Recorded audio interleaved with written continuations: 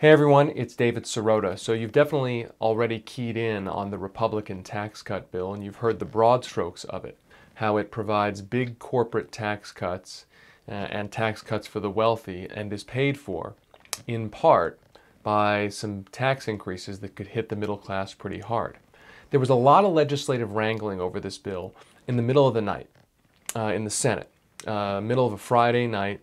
All sorts of wrangling, amendments written on by hand on the side of the bill. A lot of senators saying that they didn't even know what they were voting on.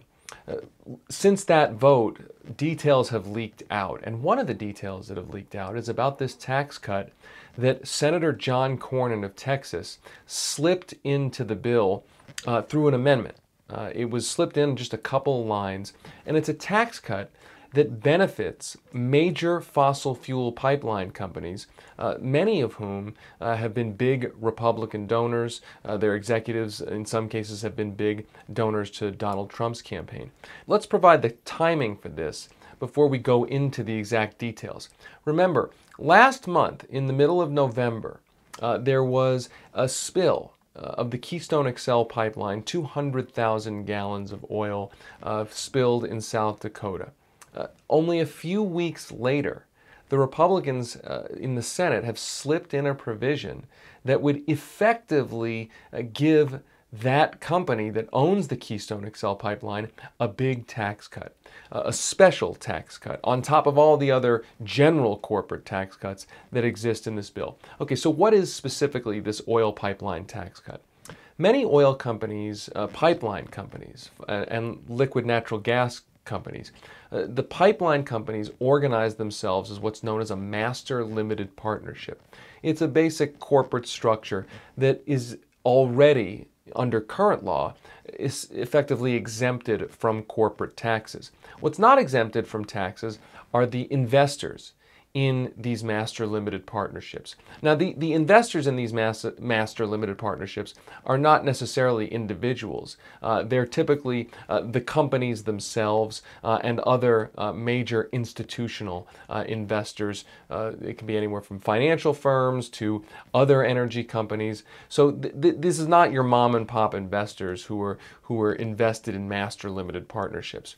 So what the bill does, the provision that Cornyn inserted into the bill, what it would do is effectively reduce the rate of taxes that the partners who invest in these master limited partnerships, they would reduce the tax rate that they have to pay, the income tax rate that they have to pay. It would create basically a deduction for those taxes.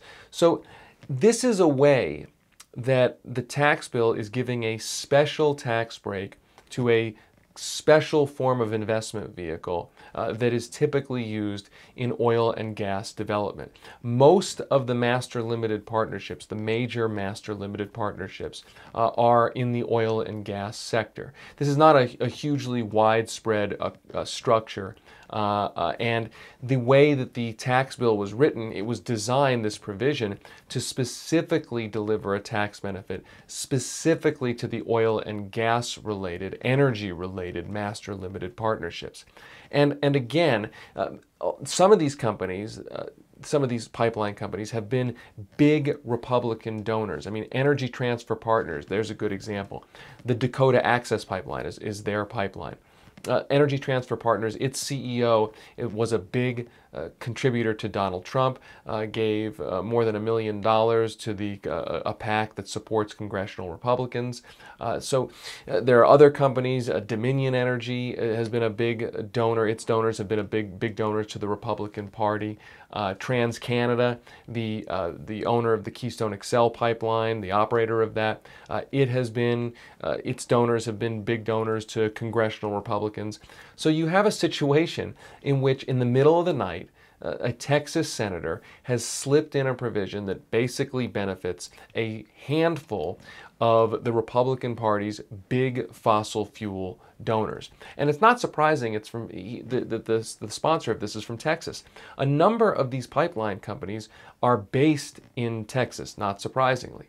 So it's a situation, it's a relatively small piece of this tax cut, but the fact that it was slipped in the middle of the night The fact that it wasn't in the original bill, the fact that there weren't hearings on the original bill, and the fact that it came only weeks after this big spill, and that it's coming, this special tax break is coming at the time when there is more and more opposition to pipeline development. It really shows what this tax cut bill is all about. It has become a vehicle for the Republicans to attach essentially many of the things that their donors have been pushing for. This particular provision is particularly sticks out because it went in such a secretive sort of way, inserted at the last minute. The question now is whether it'll be included in the final conference committee when the House and the Senate reconcile their bills for a final bill. That's something to watch as that conference committee unfolds.